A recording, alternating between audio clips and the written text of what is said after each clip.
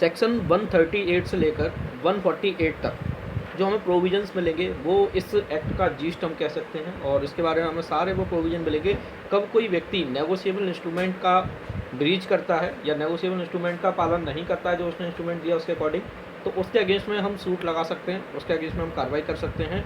क्या कार्रवाई की जाएगी, कैसे की जाएगी, और सबसे इम्पोर्टेंट बात है कि वेरी टेक्निकल दावा होता है ये, इनकी जो दावा तो नहीं बोल सकते, इसको हम कंप्लेंट बोलते हैं, प्राइवेट कंप्लेंट, ये बहुत इंपॉर्टेंट होती है। इसके अंदर एक एक दिन का एक एक समय का बहुत महत्व होता है, तो इनके बारे में हम सारे रूल आज समझेंगे। ठीक है, तो चलिए, तो 138 से प्रोसीजर हमें मिलना स्टार्ट होगा, 148 तक इसके बारे में प्रोविजन मिलेंगे। पहले मैं एक आपको जनरल प्रोसीजर बताता हूँ, पहले हम एक बार इसको जनरली समझते हैं, उसके बाद हम इसके अंदर इसको रीड करेंगे। ठीक है, तो हम कहीं ना कहीं इसके अंदर बात करेंगे। टाइटल क्या है इस चैप्टर का? चैप्टर का टाइटल है लेखाओं में जमा राशि अपर्याप्त होने के कारण कतिपय चेकों के अनादृत हो जाने की दशा में प्रक्रिया या शक्तियाँ, शास्तियाँ। तो यदि आपके अकाउंट में पर्याप्त पैसा नहीं था, इसके कारण कोई चेक डिसऑनर हो जाता है, तो उस कंडीशन में क्या उसके लिए पेनल्टी रहेगी, उनके बारे में प्रोविजन हमें एक्ट में मिलता है। सबसे पहली बात आती है कि जब कोई चेक, हम चेक की कहीं ना कहीं हम इसके अंदर बहुत अधिक मात्रा में चेक की बात करेंगे। जब कोई चेक हम जमा करते हैं या चेक हम लगाते हैं, मान चलिए मैंने आपको एक चेक दिया, चेक में मैंने बोला कि आप 2 महीने बाद इस चेक को लगाइए, 5 लाख का अमाउंट मैंने भर के आपको दे दिया।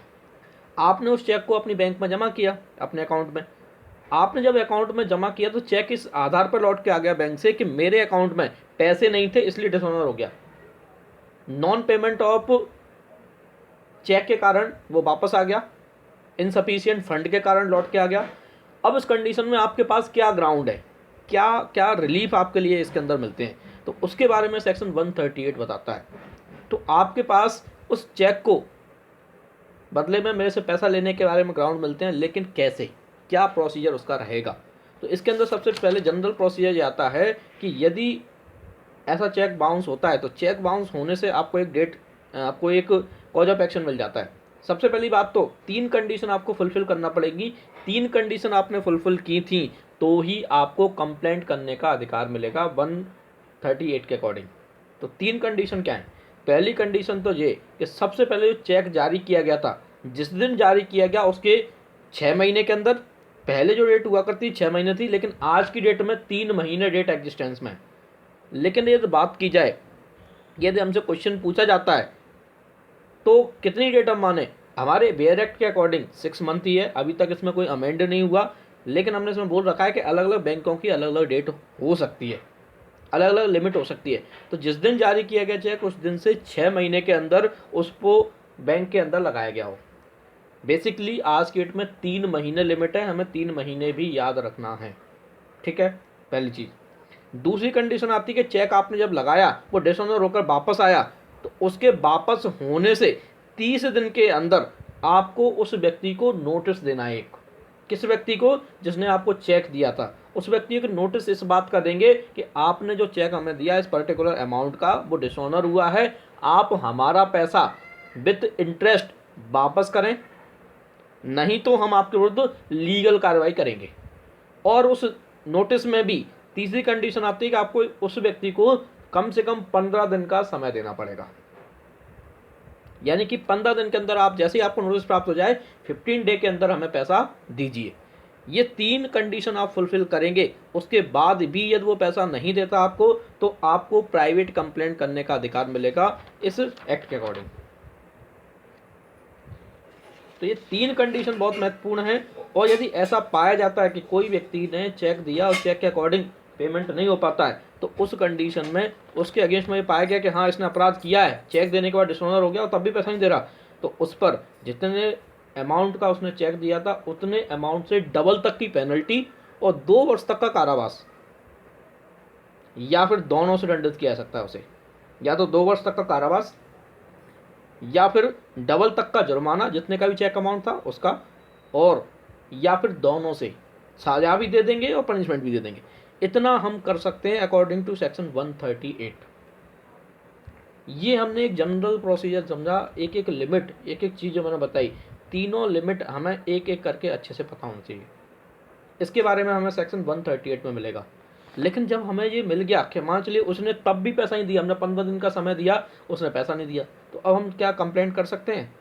तो हाँ, बिल्कुल कर सकते हैं। उसके बारे में हमें सेक्शन मिलेगा, section 142 Indian negotiable instrument act की सेक्शन 142 हमें इसके बारे में प्रोविजन करती है कि आपके विरुद्ध कोई भी कार्रवाई या आप उस व्यक्ति के विरुद्ध कोई कार्रवाई करना चाहते हैं जिसने आपको चेक दिया, तो उसके विरुद्ध प्राइवेट कंप्लेंट ही आपको फाइल करना पड़ेगी, यानी लिखित परिवाद जिसको हम बोलते हैं, रिटर्न में कंप्लेंट आपको करना पड़ेगी कोर्ट के अंदर, सबसे पहली बात। उसके अलावा कोई और कार्रवाई नहीं हो सकती। आप सोचेंगे उसके बारे में पुलिस में एफआईआर दर्ज करा लें, कॉग्निजेबल मामला है, तो नहीं, उससे कोई फर्क नहीं पड़ेगा। सिर्फ और सिर्फ आपको रिटर्न में एप्लीकेशन करना पड़ेगी, रिटर्न कंप्लेंट करना पड़ेगी, पहली कंडीशन। दूसरी, रिटर्न कंप्लेंट जो करेंगे, आपने जो 15 दिन का समय दिया था, 15 दिन जैसे ही समाप्त होते हैं उसके विदिन 30 डे नहीं, 1 माह के अंदर, 1 माह लिमिट इसमें यूज की गई है, इसमें 30 डे 20 डे कुछ नहीं लिखा, सिर्फ और सिर्फ 1 महीने के अंदर आपको रिटर्न में कंप्लेंट करना होती है। ऐसा भी सेक्शन 142 बताएगा। लेकिन आप किसी कारण विशेष से आप 1 माह के अंदर करने में असफल हो जाते हैं, तो आप उसके बारे में रीजनेबल कॉज बताते हुए वो 1 माह के बाद भी कंप्लेंट कर सकते हैं। ऐसा भी रूल हमें इसके अंदर मिलेगा। लेकिन उसके लिए आपको एप्लीकेशन लगाना पड़ेगी, रीजनेबल कारण बताना पड़ेगा, तब जाके कोर्ट आपके फेवर में प्रिजम्पशन कर सकता है, आपके फेवर में कंप्लेंट रजिस्टर कर सकता है। तीसरी इंपॉर्टेंट चीज़ हमें 142 में और मिलेगी। वो इंपॉर्टेंट चीज़ ये होगी कि महानगर मजिस्ट्रेट या जुडिशियल मजिस्ट्रेट फर्स्ट क्लास, सिर्फ इन दोनों मजिस्ट्रेट के यहाँ पर ही आप प्राइवेट कंप्लेंट करेंगे या रिटर्न कंप्लेंट करेंगे। इसके अलावा किसी और कोर्ट में नहीं कर सकते आप। ये भी हमें 142 में मिलेगा। ये उसके आगे की प्रोसीजर है। जब हमारा चेक बाउंस हो जाता है, हमने नोटिस भी दे दिया, 15 दिन का समय भी दे दिया, उसके बाद भी पेमेंट नहीं करता, तब उसके बारे में। तो एक ये जनरल प्रोसीजर इसका है। इतना हमने समझ लिया। अब इतनी चीज़ों को हम देख लेते हैं कि कहाँ किस बुक में, इसके किस सेक्शन में कौन सी चीज़ लिखी हुई है। तो सेक्शन निकालिए 138। बहुत अच्छे से समझना है, एक एक चीज़ मैं आपको बताने का प्रयास कर रहा हूँ। देखिए सेक्शन 138 क्या बोलता है। सबसे पहले 138 देखिए, लेखों में जमा राशि अपर्याप्त होने आदि के कारण चेकों का अनादर हो जाना। तो जहाँ किसी व्यक्ति द्वारा किसी बैंक में संधारित अपने खाते में से अपने किसी ऋण अथवा अन्य दायित्व से भागता या पूर्णतः उन्मोचित होने के लिए कोई चेक दिया जाता है और वह चेक खाते में अपर्याप्त राशि होने के कारण अथवा पहले से ही उस खाते में से किन्हीं अन्य व्यक्तियों को संदाय करने का करार कर दिए जाने के कारण बैंक द्वारा बिना भुगतान के पुनः लौटा दिया जाता है, वहाँ यह समझा जाएगा कि उस व्यक्ति ने अपराध कायद किया है। यदि आपका चेक विदाउट पेमेंट लौट के आया तो ऐसा माना जाएगा आपने अपराध कायद किया है और उसे इस अधिनियम के अन्य उपबंधों पर प्रतिकूल प्रभाव डाले बिना उतनी अवधि के कारावास से, जो कि 2 वर्ष तक की हो सकेगी, अथवा उतनी राशि के जुर्माने से जो चेक की राशि के दुगनी तक की हो सकेगी, अथवा दोनों से दंडित किया जाएगा। चाहे आपका चेक अमाउंट 25 करोड़, 5 करोड़, 5 अरब क्यों ना हो, तब भी आपको 2 साल से ज़्यादा की सज़ा नहीं होगी चेक बाउंस के मामले में। इस बात को भी अच्छे से याद रखिए, क्योंकि हमने यहाँ लिमिट बता रखी है 2 साल तक की। यहाँ तक समझ में आ गया। इसके अलावा एक चीज़ और आती है इसके अंदर बहुत महत्वपूर्ण। आज तक ये क्वेश्चन पूछा नहीं गया, लेकिन ये क्वेश्चन पूछा गया, बहुत सारे लोग जवाब नहीं दे पाएंगे। क्वेश्चन ये बनता है कि जो हमने इसमें सज़ा की बात की है 2 साल तक की, ये 2 साल की सज़ा कब की हमने? पहले इसमें जो पनिशमेंट था 1 ईयर का था, 1 ईयर का था, इसको हमने 2002 के अमेंडमेंट से माध्यम से 1 वर्ष के स्थान पर हमने 2 वर्ष रखा है। तो ये क्वेश्चन आपको याद रखना चाहिए। ऐसा क्वेश्चन पूछा जा सकता है एग्जाम के अंदर कि ये 2 वर्ष का कारावास है, उसको हमने कौन से अमेंडमेंट के माध्यम से इंसर्ट किया। ठीक है, नेक्स्ट, यहाँ तक हमें समझ में आ गया। अब हम इसके आगे बात करेंगे कि ये परंतु में बता रखा है 3 कंडीशन, जो मैंने कंडीशन आपको बताई थी, तीनों कंडीशन पहले फुलफिल करना पड़ेगी, तब जाके आपके विरुद्ध कार्रवाई चलेगी। कार्रवाई में आप कन्विक्ट पाए जाते हैं, तब जाके आपको ये सजा मिलेगी जो हमने ऊपर बताई है। तो क्या 3 कंडीशन है? परंतु देखिए, प्रोवाइडेड बोलता है परंतु इस धारा की कोई भी बात तब तक लागू नहीं होगी जब तक कि नंबर 1, वह चेक जारी होने की तिथि से 6 माह के अंदर अथवा उसके विद्यमान रहने की अवधि के अंदर जो भी इसमें पूर्व बैंक में पेश कर दिया गया हो। पेश नहीं कर दिया जाता यानी कि पेश करना पड़ेगा आपको। दूसरी कंडीशन आती है फिर, चेक के अधीन राशि पाने वाला या सामान्य अनुक्रम में चेक का धारक यथास्थिति बैंक से चेक के अनादत होने के लौटने की तिथि से 30 दिवस के अंदर चेक के लेखीवाल को शोध राशि का संदाय करने के आशय की लिखित सूचना नहीं दे देता है, तो आपको वो पर्टिकुलर अमाउंट की डिमांड करना पड़ेगी। जो अमाउंट आपने देने के लिए कॉन्ट्रैक्ट किया था, पैसा चेक दिया था, उस अमाउंट को हमें दीजिए, ऐसा आपको बोलना पड़ेगा 30 दिन के अंदर, विदिन 30 डे, जब से आपको चेक वापस मिलता है उस दिन से। तीसरी कंडीशन आएगी, लेखीवाल उस सूचना की प्राप्ति से या प्राप्ति के 15 दिन के अंदर उस व्यक्ति को जो चेक के अधीन राशि प्राप्त करने वाला हो अथवा जो सामान्य अनुक्रम में चेक का धारक हो, उस राशि का संदाय करने में असफल नहीं रहता है। तो 15 डे का आप उसको टाइम देंगे, 15 डे के अंदर वो पैसा देने में असफल रहता है, तब जाके सेक्शन के अकॉर्डिंग कार्रवाई होगी उसके लिए। तो इस प्रोसीजर को आपको अपनाना ही पड़ता है। ये प्रोसीजर आप नहीं अपनाएंगे, डायरेक्ट आप रिटर्न कंप्लेंट करना चाहते हैं, आपकी कंप्लेंट एंटरटेन नहीं की जाएगी। आपको cause of action he arise होता है कब से, जब से आपने 15 दिन का समय दिया, उसने पेमेंट नहीं दिया, उस बात से। स्पष्टीकरण देखिए, उस धारा के प्रयोजनार्थ ऋण अथवा अन्य दायित्व से अभिप्राय विदितया प्रवर्तनीय ऋण या अन्य दायित्व से, तो लॉ के द्वारा इन्फोर्सेबल जो लायबिलिटीज होती हैं उनका तात्पर्य। यहाँ तक समझ में आ गया। अब इसके बारे में हम बात करते हैं, एक सेक्शन हमने कल 139 भी कल हमने समझा था कि 139 धारक के पक्ष में अवधारणा करता है कि जिस व्यक्ति के पास चेक है उसके पक्ष में कोर्ट ये प्रजम्पशन करेगा कि जिसने भी चेक दिया है उसने अपनी किसी न किसी लायबिलिटी से मुक्त होने के लिए या कोई अन्य ऋण को भागता या पूर्णतः उन्मोचन के लिए वो चेक दिया था। इस बात का प्रजम्पशन होगा सेक्शन 139 देखिए, जब तक कि अन्यथा साबित न कर दिया जाए यह अवधारणा की जाएगी कि चेक के धारक ने वह चेक सेक्शन 138 में निर्दिष्ट किसी ऋण अथवा अन्य दायित्व से भागता या पूर्णतः उन्मोचन के लिए प्राप्त किया है, ऐसा माना जाएगा सेक्शन 139 के अकॉर्डिंग।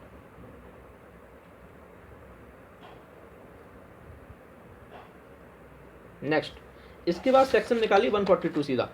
ये अभी हमें नहीं पढ़ना बीच का, हम बाद में देखेंगे। मैं सीक्वेंस के साथ जैसे बता रहा हूँ उस सीक्वेंस के साथ ही आपको पूरा प्रोसीजर याद रखना है। एक बार आपने अच्छे समझ लिया, आपको लाइफ टाइम जिंदगी भर के लिए आपकी चीज़ें क्लियर हो जाएंगी। आफ्टर दैट सेक्शन 142, जहाँ हमने 15 दिन का समय दिया, अब उसके बाद क्या होगा, उसके बाद की प्रोसीजर बताता है 142 को सेक्शन वाइज कीजिए। ये बोलता है अपराधों का प्रसंज्ञान, यानी कॉग्निजेंस ऑफ ऑफेंस। तो क्या कैसे लेगा कॉग्निजेंस, उसके बारे में 142 बताता है। सबसेक्शन 1 इसका बताएगा CRPC यानी दंड प्रक्रिया संहिता 1973 में किसी बात के होते हुए भी। नंबर 1 क्या बोलता है ये नंबर, सेक्शन 138 के अधीन किसी अपराध के लिए कोई न्यायालय चेक के अधीन राशि प्राप्त करने वाले या सामान्य अनुक्रम में चेक के धारक के लिखित परिवाद के सिवाय प्रसंज्ञान नहीं लेगा। यानी कि जो कोर्ट होगा वो कोर्ट रिटर्न कंप्लेंट के अलावा किसी भी अन्य तरीके से कोई भी कॉग्निजेंस नहीं ले सकता। पहली बात अच्छे से अंडरलाइन कर लीजिए। सेकंड बात में लिखिए कि जो रिटर्न कंप्लेंट करेंगे कितने दिन के अंदर करेंगे, तो उसके बारे में बता रखा है बी नंबर के क्लॉज में। देखिए बी नंबर क्लॉज, ऐसा परिवाद सेक्शन 138 के परंतु के क्लॉज नंबर सी के अधीन वाद हेतु उत्पन्न होने की तिथि से 1 माह के अंदर पेश किया जाना चाहिए। यानी कि सी नंबर में हमने क्या पढ़ा था, 15 डे का टाइम दिया था। 15 डे जैसे हुए उस दिन से 1 माह के अंदर आपको कंप्लेंट करना चाहिए। 1 महीने के अंदर, यदि 1 महीने के अंदर आप कंप्लेंट नहीं करते हैं तो फिर आपकी कंप्लेंट एंटरटेन नहीं की जाएगी। ऐसा भी हमें रूल मिल गया हमें। बेसिकली 1 माह की लिमिट बता दी, 1 माह की लिमिट को अंदर अच्छे से अंडरलाइन कीजिए। यहाँ हमने 1 माह बोला है, 30 डे नहीं बोला, ये आप याद रखिए। 1 माह और 30 डे में डिफरेंस होता है। यदि लॉ में 1 माह दिया तो 1 माह ही मान्य होगा, 30 डे नहीं होता है बेसिकली 1 महीना 30 डे का ही है। लेकिन यदि ऐसा क्वेश्चन पूछा जाए दोनों लिमिट आपको मिले तो आपको 1 माह ही लगाना है, ना कि 30 डे। 1 मंथ ही आपका आंसर होगा। परंतु देखिए, परंतु न्यायालय द्वारा वर्णित अवधि के पश्चात परिवाद का प्रसंज्ञान लिया जा सकता है यदि परिवादी न्यायालय को संतुष्ट करता है कि ऐसी अवधि के दौरान उसके पास परिवाद पेश नहीं करने के लिए पर्याप्त कारण था। यदि रीजनेबल कारण है तो आपका बाद में भी एंटरटेन किया सकता है, लेकिन बहुत कम ऐसा होता है कि आपका रीजनेबल कारण माना जाए।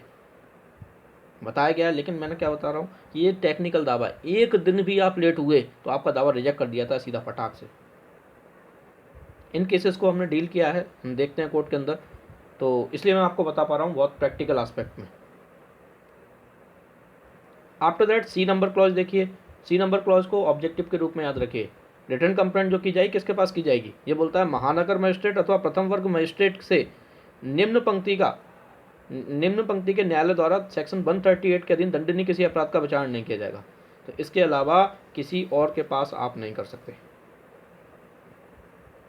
दूसरा हमें इसके अंदर मिलेगा 138 का सेक्शन 142 का सब सेक्शन 2 बताता है कि किस जगह आप कोर्ट में दावा लगाएंगे, कौन सी कोर्ट में दावा लगाएंगे।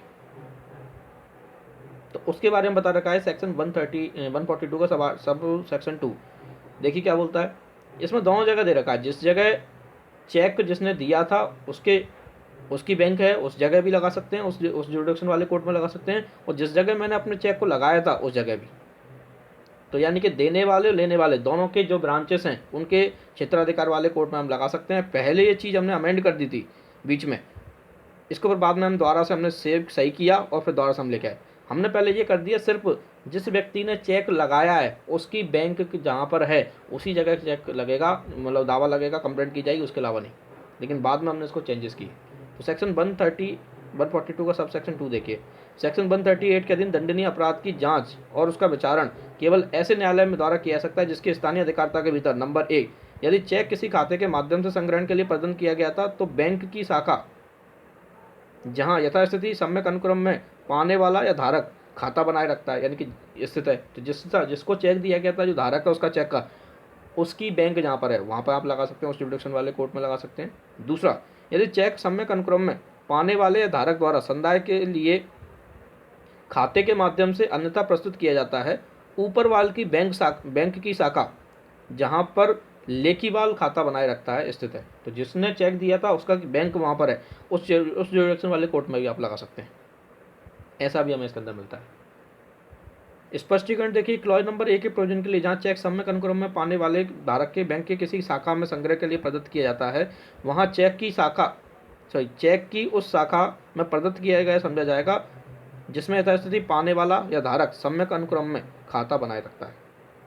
तो भले ही आपने उसकी ब्रांच में दे दिया था, लेकिन जहाँ आपका खाता है एक्चुअल में उस जगह पर ही आपका लगाने का अधिकार हो सकता है। ऐसा भी हमें समझ रखा है। कई बार क्या होता है, मेन ब्रांच में हम चेक डिपॉजिट कर आए, लेकिन हमारा अकाउंट तो तानसेन रोड पे आता है, तो हम उस जगह की कोर्ट पर भी लगा सकते हैं, डिपेंड करेगा वो। तो ऐसा हमने इसके अंदर दे रखा है। सेक्शन 142 सेक्शन वाइज कीजिए, जनरल प्रोसीजर याद रखिए, हमने समझ लिया इस प्रोसीजर को। कोई क्वेश्चन हो तो बताइए यहाँ तक।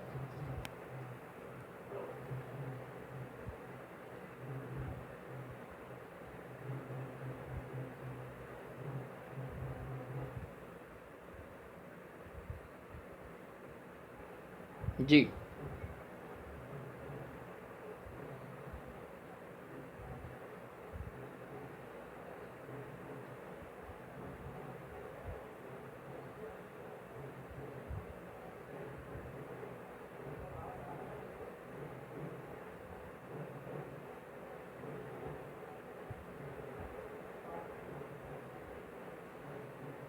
मैं आपका क्वेश्चन नहीं समझ पाया, एक बार रिपीट कीजिए।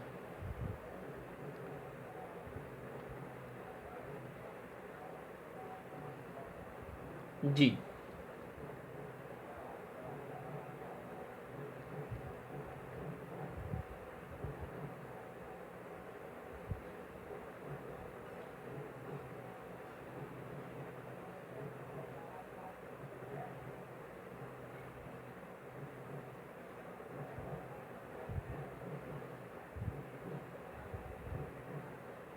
देखिए ये एक अलग बात हो गई, ये हमारा एक कॉन्ट्रैक्ट के ऊपर डिपेंड करता है कि हमने आपस में क्या कॉन्ट्रैक्ट कर रखा है। आप बात कर रहे हैं उस कंडीशन में जब आप कर रहे हैं लोन के अमाउंट में बात कर रहे हैं, कि मान चलिए कोई लोन हमारे अकाउंट से कटता है, उसके संबंध में हमने चेक दे रखे हैं, या हमने कोई और कंडीशन की बात की है, तो वहाँ वो कंपनी की अपनी अपनी शर्तें हैं। कंपनी ने बोला कि भैया तुम 2 दिन के अंदर दे दोगे तो हम आपको पेनल्टी नहीं लेंगे, वो बात अलग है। लेकिन यहाँ पेनल्टी की हम बात ही नहीं कर रहे, हम सिर्फ बात कर रहे हैं कि यदि वो डेट पर चेक बाउंस हुआ तो उसके बारे में आप लीगल प्रोसीडिंग क्या कर सकते हैं, इसके बारे में प्रोसीजर हमें मिल रहा है।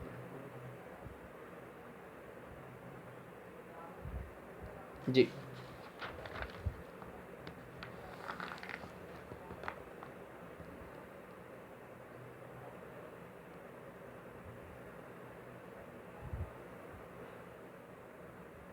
पैसा तो बिल्कुल वसूल किया जाएगा, पैसा बिल्कुल वसूल किया जाएगा। आप सजा भी काटे आएंगे तब भी आपका पैसा माफ़ नहीं होता।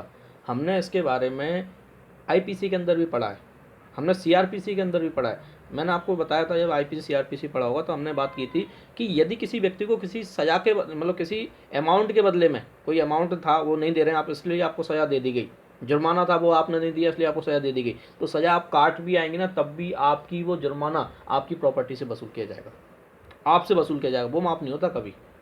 ऐसा रूल एक जनरल रूल है, इस रूल को हमेशा याद हमें रखना चाहिए, ठीक है। तो उसके एलआर से वसूल किया जाएगा, एलआर से वसूल किया जाएगा, क्योंकि उसकी लाइबिलिटी थी और इसकी लाइबिलिटी ऐसी है जो एलआर के अगेंस्ट में भी लागू होती है। यदि एलआर को जितनी प्रॉपर्टी उससे मिली उस प्रॉपर्टी से यदि वो पूरा हो सकता है तो वो करेंगे, लेकिन एलआर की लाइबिलिटी सिर्फ उतनी ही रहेगी जितना उससे वो प्रॉपर्टी प्राप्त करते हैं।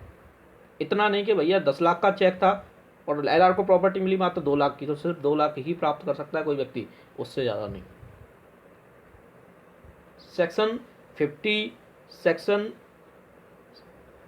50 और 52 हमने पढ़ा था, मैं आपको बता तो रहा हूँ। सेक्शन 50 और 52 सीपीसी के अंदर हमने पढ़ा कि एलआर की लायबिलिटी कब तक बनती है, ये दावा लगाने का अधिकार बचा रहे या दावा लगाने से मतलब दावा चल रहा था कोई, उसमें लिमिट उसका एक्सपायर जो एलआर है पहले ही हो गया, जजमेंट ही एलआर के विरुद्ध हुआ, एलआर नहीं वो मैन व्यक्ति की डेथ हो गई तो उस सामने जजमेंट ही उसके विरुद्ध हुआ, तो कितनी लायबिलिटी बनती है। सेक्शन 50 और 52 हमें दोनों एक ही रूल बताते हैं, जितना उसे प्रॉपर्टी मिलती है एलआर को उस व्यक्ति से जिसकी डेथ हुई है उतने तक उसकी लायबिलिटी रहती है, उतने तक उससे हम लेंगे, बिल्कुल लेंगे, क्यों नहीं लेंगे।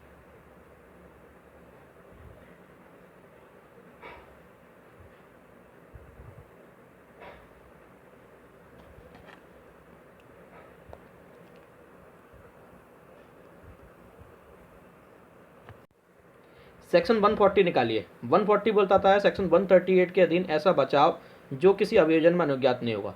तो सेक्शन 138 बोलता है कि जब जिस व्यक्ति ने चेक दिया था उस व्यक्ति ने जो चेक दिया, क्या वो व्यक्ति यदि बाउंस हो जाता है उसके विरुद्ध मामला चल रहा है तो क्या ये पर्टिकुलर ग्राउंड इसके अंदर दे रखा है 140 के अंदर, क्या उस ग्राउंड के आधार पर अपने आप को बचाव ले सकता है वो ग्राउंड क्या है, इसमें ग्राउंड ये दे रखा है कि कोई व्यक्ति जिसने चेक जारी किया था वो ये कहकर नहीं बच सकता कि मुझे नहीं पता था कि जब मेरा चेक लगाया जाएगा वो बाउंस हो जाएगा, मुझे ये पता होता तो मैं चेक नहीं देता आपको।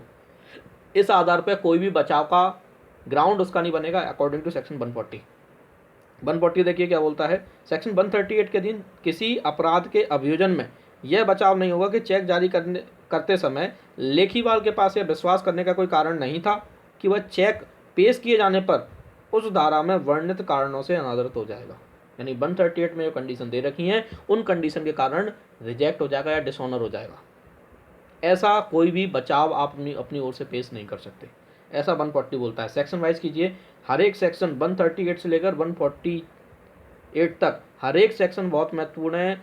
ऐसा बना लीजिए रूल के इसको सेक्शन को एक भी दिन ऐसा ना जाए एग्जाम तक कि आप छोड़ें, रिवाइज जरूर करें। यहाँ से ही क्वेश्चन आते हैं पूरे, तो आपको बहुत अच्छे से पता होना चाहिए। सेक्शन वाइज क्वेश्चन तो गलत होना ही नहीं चाहिए यहाँ से।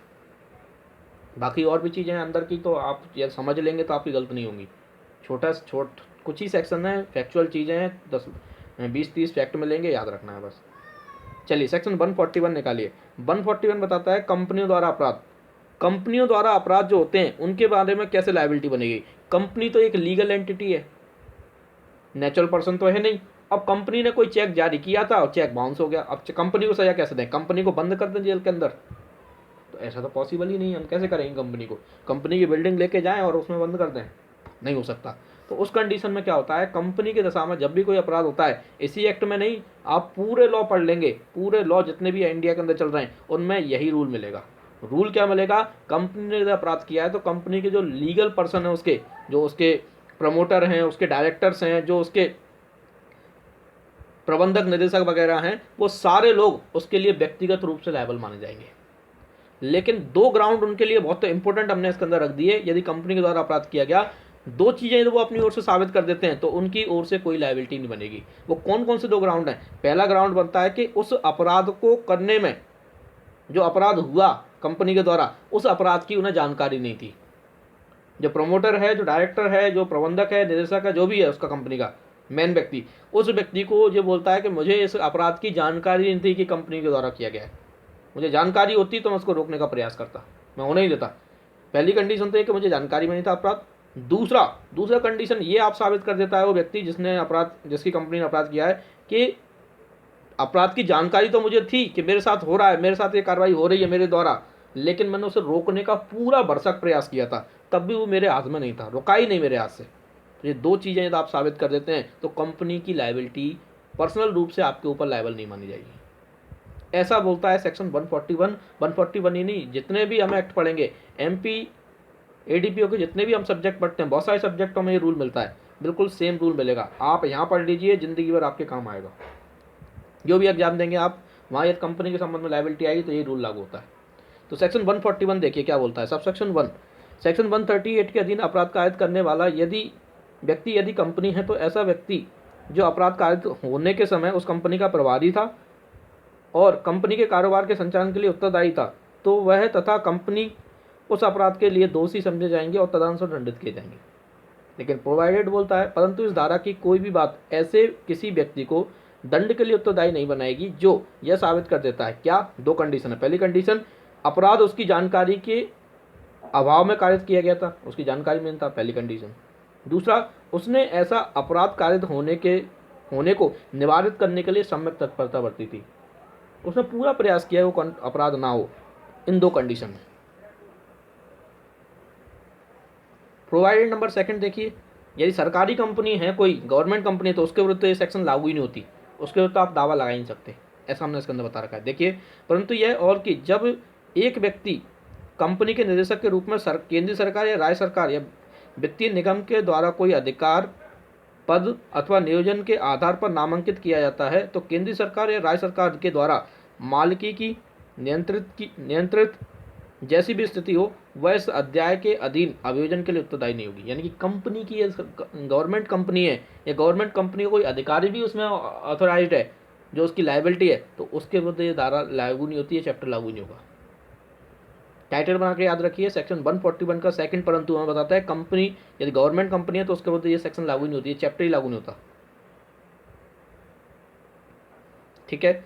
सबसेक्शन 2 बताएगा इसका कि सबसेक्शन 1 के अकॉर्डिंग यदि कंपनी के जो व्यक्ति हैं उनको लायबल बनाया जाता है, तो उनकी लायबिलिटी के कारण उन्हें सारी पेनल्टी वगैरह जो भी है उनको सजा दी जाएगी, पेनल्टी वसूल की जाएगी। और यदि वो मौन भी रहते हैं, मौनानुकूलता से भी रहते हैं, तो ऐसा भी माना जाएगा कि उनकी लापरवाही थी, उसके लिए उनके प्रबंधक, सचिव, संचालक, ये सभी लोग जो हैं उन सभी को हम लायबल बनाएंगे। तो सेक्शन 141 का सबसेक्शन 2 देखिए, उपधारा 1 में किसी बात के होते हुए भी जहां इस अधिनियम के अधीन कोई अपराध कंपनी द्वारा कायद किया गया हो और यह साबित हो जाए कि अपराध उस कंपनी के संचालक, प्रबंधक, सचिव या अन्य अधिकारी की सहमति से या मौनानुकूलता से अथवा लापरवाही से कायद हुआ है, तो वह संचालक, प्रबंधक, सचिव या अन्य अधिकारी उस अपराध के लिए दोषी माने जाएगा और उसे तदनुसार दंडित किया जा सकेगा।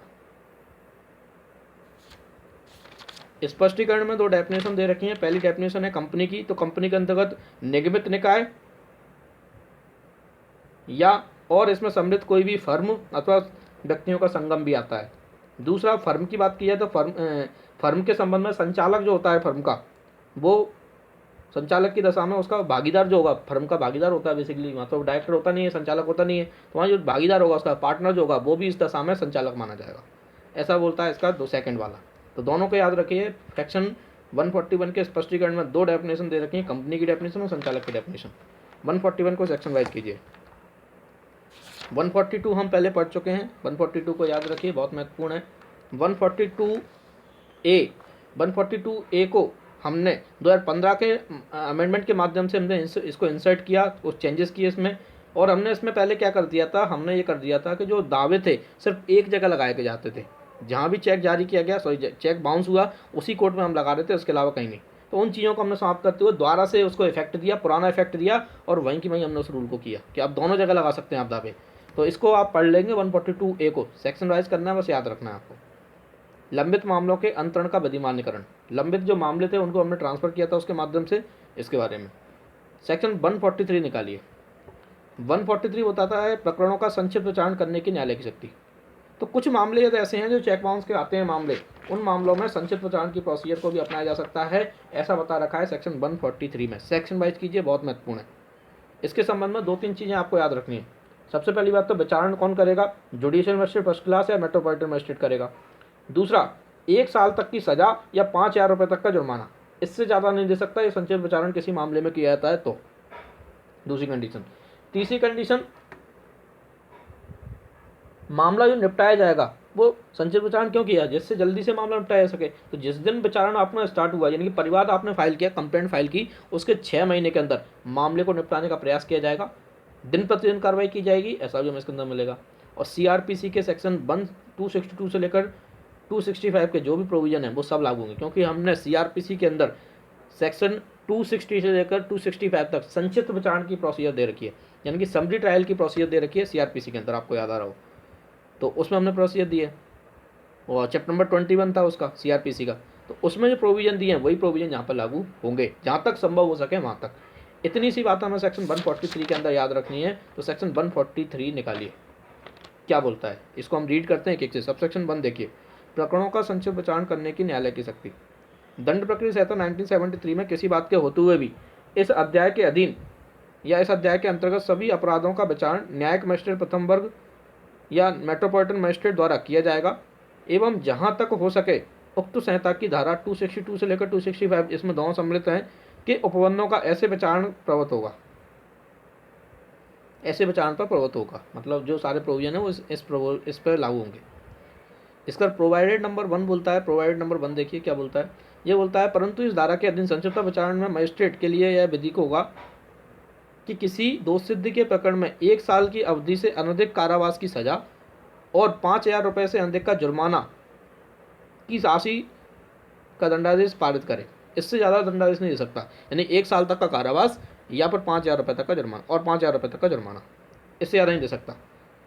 परंतु बताता है इसका सेकंड, परंतु यह और कि जब प्रारंभ हो जाने के होने पर संक्षिप्तता विचारण के दौरान इस धारा के अधीन मजिस्ट्रेट को यह प्रतीत होता है कि प्रकरण का सारभाव ऐसा है कि प्रकरण का संक्षिप्त विचारण अवांछनीय है, 1 वर्ष से अधिक का कारावास पारित करने के योग्य किए जाने योग्य है, अथवा अन्य कोई कारण से प्रकरण में मजिस्ट्रेट पक्षों को सुनने के पश्चात उसके प्रभाव के लिए आदेश अवलिखित कर एवं तत्पश्चात किसी साक्षी को पुनः आहूत करता है जिसे परीक्षित किया गया है, तथा सुनवाई और पुनः सुनवाई के लिए अग्रसर होता है, जैसा कि उक्त संहिता के लिए उपबंध है। यानी कि जब संचित विचारण के रूप में कार्रवाई कर रहा था, उसे बाद में ये लगता है कि इसमें तो बहुत कम सजा दे रहे हैं, एक्चुअल में इस व्यक्ति को 2 साल की सजा मिलना चाहिए कम से कम, तो उस कंडीशन में हम संचित विचारण न करते हुए फिर उस मामले को ट्रांसफर यानी कि कन्वर्ट कर देंगे नॉर्मल ट्रायल में, ऐसा बोलता है सेकंड। परंतु सबसेक्शन 2 देखिए, सबसेक्शन 2 बोलता है इस धारा के अधीन स्थायी तौर पर न्याय के हित में प्रकरण का विचारण जहाँ तक व्यवहार है जब तक उसका निष्कर्ष ना हो दिन प्रतिदिन होगा। न्यायालय प्रकरण का विचारण अगला दिन से आगे के लिए स्थगन आवश्यक है तो लिखित तौर पर ऐसे कारणों को अवलिखित करेगा। मैंने बताया ना, दिन प्रतिदिन कार्रवाई रखी जाएगी और आगे के लिए कार्रवाई तब तक नहीं रोकी जाएगी जब तक रीजनेबल कारण उसके पास नहीं है, रिटर्न में नोट डाउन करना पड़ेंगे उसके कारण, तभी जाके कार्रवाई को रोक सकता है। आफ्टर दैट सबसेक्शन 3 देखिए, सबसेक्शन 3 बोलता है कि जो मामला होगा, विचारण जो होगा, संचित विचारण जो चल रहा है, विद इन 6 मंथ के अंदर आपको निपटाना पड़ेगा। 6 मंथ की लिमिट कब से स्टार्ट होती है? वो लिमिट स्टार्ट होगी जिस दिन आपने परिवाद फाइल किया, यानी कि रिटर्न कंप्लेंट प्रस्तुत की थी, उस डेट से 6 मंथ के अंदर। रीड कर लीजिए एक बार सबसेक्शन 3 को।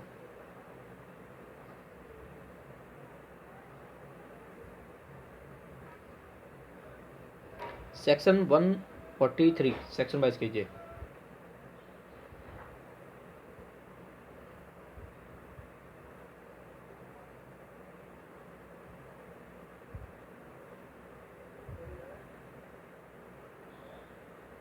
नेक्स्ट सेक्शन 143 ए, बहुत महत्वपूर्ण रूल है। सेक्शन 143 ए और 148 एक ही एनालॉजी पे हमें रूल मिलेंगे दोनों में। 143 ए क्या बोलता है? 143 का ए का ये कहना है कि अंतरिम प्रतिकर का निर्देश देने की शक्ति।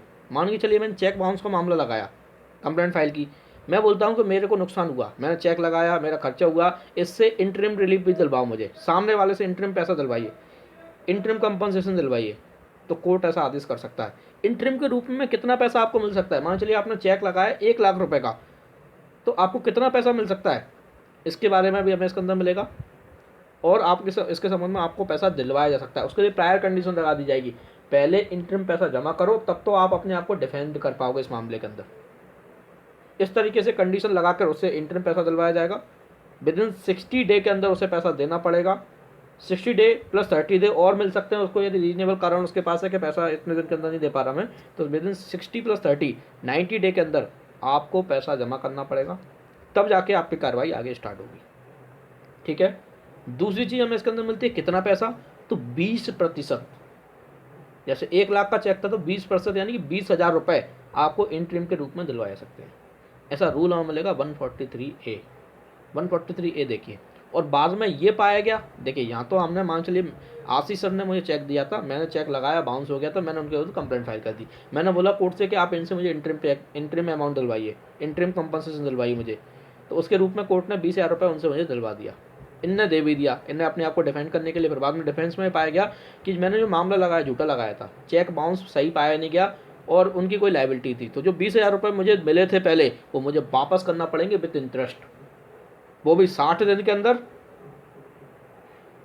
ऐसा हमें इसके अंदर रूल मिलेगा, बिल्कुल सेम। और यदि ये पाया गया कि हाँ उनने अमाउंट देने के लिए लायबल थे, वो 1 लाख रुपये देने के लिए लायबल पाए गए, तो उसमें से वो जो अमाउंट कोर्ट डिसाइड करेगा उसमें से 20,000 रुपये माइनस कर दिए जाएंगे। ऐसा भी रूल हमें 143A में मिलेगा। तो 143A देखिए क्या बोलता है, सबसेक्शन 1, दंड प्रक्रिया संहिता 1973 में अंतर्विष्ट किसी बात को होते हुए भी सेक्शन 138 के अधीन किसी अपराध का विचारण करने वाला न्यायालय चेक के लेखीवाल को नंबर 1 संक्षिप्त विचारण या समन मामले में जहां परिवाद में उसके किए जाने के या किए गए अभियोग का दोषी नहीं होने का अभिभाग किया हो, और अन्य किसी मामले में आरोप वर्चित किए जाने पर, तो संक्षिप्त विचारण किया जा रहा है तब तो आपने जब उसने दोषी होने का विभाग नहीं किया उससे पहले आप कभी भी लगा सकते हैं, और अन्य किसी मामले में आरोप वर्चित किए जाने पर, यानी जैसे चार्ज लग गया उस समय परिवादी को अंतरिम प्रतिकर का संदाय करने का आदेश दे सकेगा। तो इंटरिम रिलीफ के लिए, इंटरिम मेंटेनेंस के लिए वो application, maintenance in the sense interim compensation के लिए वो आदेश कर सकेगा। सबसेक्शन 2 बताएगा उपधारा 1 के अधीन अंतरिम प्रतिकर चेक की रकम के 20% से अधिक नहीं होगा। इस बात को बहुत अच्छे से अंडरलाइन करके ऑब्जेक्टिव के रूप में याद रखिए सबसेक्शन 2 को। सबसेक्शन 3 लिमिट के बारे में बताएगा, कितनी लिमिट के अंदर उसे पैसा देना पड़ेगा जब आदेश हो जाएगा सबसेक्शन 1 के अकॉर्डिंग। तो विद इन 60 डे के अंदर, जिस दिन आदेश हुआ उसके 60 दिन के अंदर, और या रीजनेबल कारण और कोई उसके पास है तो 30 दिन और मिल जाएंगे उसको। देखिए सबसेक्शन 3, अंतरिम प्रतिकर का उपधारा 1 के अधीन जारी किए गए आदेश की तारीख से 60 दिन के भीतर या चेक के लेखीवाल द्वारा अपर्याप्त कारण दर्शित किए जाने पर 30 दिन से अधिक ऐसी और अवधि के भीतर जिसका न्यायालय द्वारा निर्देश दिया जाए संदाय किया जाएगा। तो आपको with in 60 debt plus 30 day 90 day के अंदर करना पड़ेगा। सबसेक्शन 4 भुगतान को वापस करने के बारे में बोलेगा। जब बाद में पाई नहीं गई उसकी लायबिलिटी तो पैसा वापस करो उसका, तो वो हमें बताता है सबसेक्शन 4। देखिए, यदि चेक के लेखीवाल को दोषमुक्त कर दिया जाता है तो न्यायालय परिवादी को प्रतिकर की अंतरिम रकम लेखीवाल को आदेश की तारीख से 60 दिन के भीतर या परिवादी द्वारा पर्याप्त कारण दर्शित किए जाने पर 30 दिन से अधिक ऐसी और अवधि के भीतर जिसका न्यायालय द्वारा निर्देश दिया जाए, सुसंगत वित्तीय वर्ष के प्रारंभ पर प्रचलित भारतीय रिजर्व बैंक द्वारा यथा प्रकाशित बैंक दर पर या बैंक दर से ब्याज सहित प्रतिसंदाय करने का निर्देश देगा। तो उसे वापस करना पड़ेगा विद इन उसी समय के अकॉर्डिंग, और वो भी विद इंटरेस्ट के साथ, जो भी इंटरेस्ट रेट उस समय चल रही हो बैंक में उसके अकॉर्डिंग। सबसेक्शन 5 बताता है यदि वो प्रतिकर देता नहीं है तो 421 के अकॉर्डिंग जुर्माने के रूप में उससे वसूल किया जाएगा सीआरपीसी अकॉर्डिंग। ऐसा सबसेक्शन 5 बोलता है। देखिए, इस धारा के अधीन संदेह अंतरिम प्रतिकर इस प्रकार वसूल किया सकेगा मानो वह दंड प्रक्रिया संहिता 1973 की सेक्शन 421 के अधीन कोई जुर्माना था, तो जुर्माने के रूप में वसूल किया जाएगा। सबसेक्शन 6 बताएगा 138 के अधीन अधिरोपित जुर्माने की रकम या दंड प्रक्रिया संहिता 1973 की सेक्शन 357 के अधीन निर्णीत प्रतिकरण की रकम में से इस धारा के अधीन अंतरिम प्रतिकर के रूप में संदत्त या वसूल की गई रकम घटा दी जाएगी। ठीक है, तो उस रकम को हम एडजस्ट कर देंगे। तो सेक्शन 143A सेक्शन वाइज कीजिए, बहुत महत्वपूर्ण है 143A, आपको इसको बहुत अच्छे से याद रखना है। 143A को हमने 2018 के अमेंडमेंट के माध्यम से जोड़ा है। हमने 2 सेक्शन को इंसर्ट किया कहीं ना कहीं 2018 के अमेंडमेंट के माध्यम से 143A और 148 इन दोनों को इंसर्ट किया हमने। ये भी बात आपको बहुत अच्छे से याद रखना चाहिए। चलिए, कोई प्रश्न है 143A में?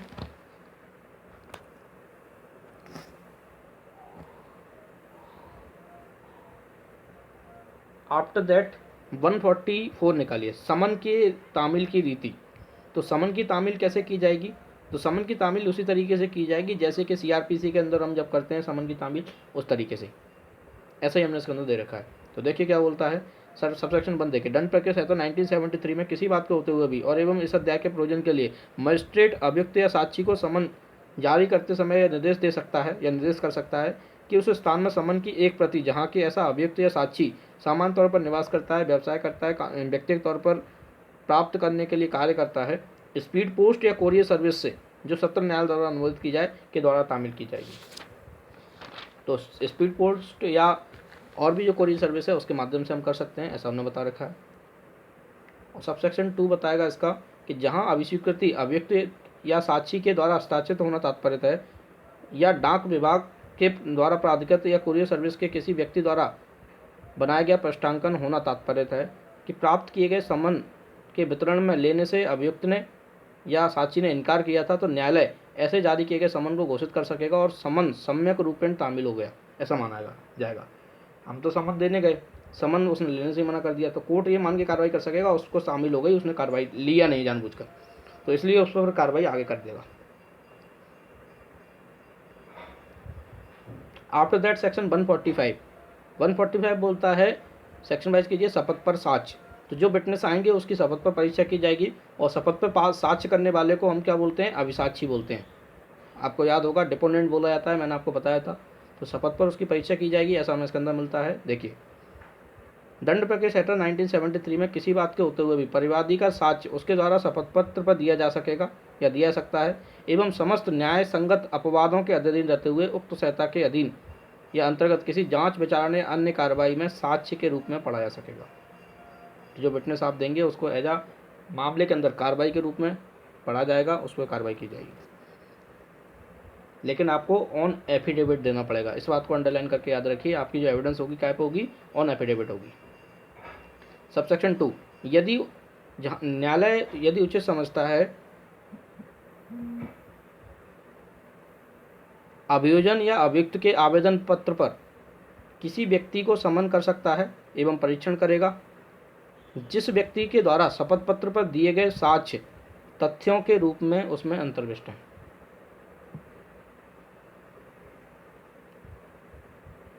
सेक्शन 146 क्या बोलता है, बैंक स्लिप पर प्रथम दृष्टया कतिपय तथ्यों का साक्ष्य। तो बैंक स्लिप का क्या तात्पर्य है, इसके अंदर बता रखा है। तो बैंक स्लिप पर जो चीज़ें लिखी होंगी उसके बारे में क्या एविडेंस मानी जाएगी, क्या माना जाएगा। तो बैंक स्लिप पर जो भी कार्रवाई, उस पर जो बातें लिखी होती हैं, जो टिप्पण किया जाता है, वो सभी बातें उस बात का प्रमाण सबूत मानी जाएंगी कि ये चेक बिल्कुल सही तरीके से बाउंस हुआ है जब तक कि प्रतिकूल साबित न कर दिया जाए।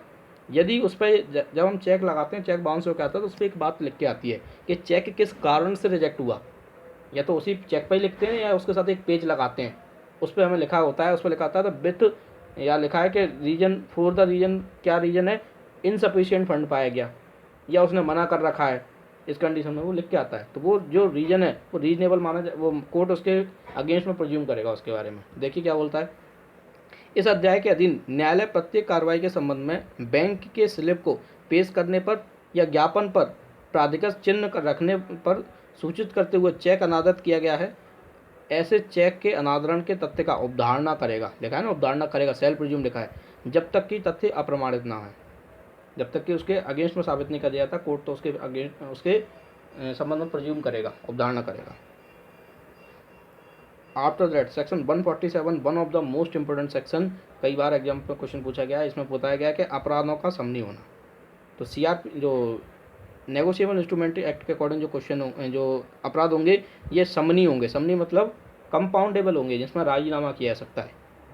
तो इसके बारे में बता रखा है, दंड प्रक्रिया संहिता 1973 में किसी बात के होते हुए भी इस अधिनियम के अधीन दंडनीय प्रत्येक अपराध समनी होगा, राजीनामा योग्य होगा। और इसके अलावा एक चीज़ और होती है कि ये अपराध जो होंगे वो अपराध असंज्ञेय होंगे, यानी कि नॉन कॉग्निजेबल होंगे, और समनी होंगे। समनी तो हमने देख लिया, तो नॉन कॉग्निजेबल भी होंगे, इस बात को भी याद रखिए।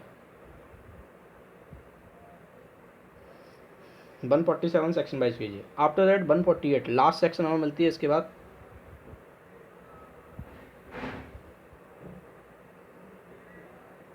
इसके बारे में एक केस और आया था, पहले 147 समझ में केस नोट डाउन कीजिए।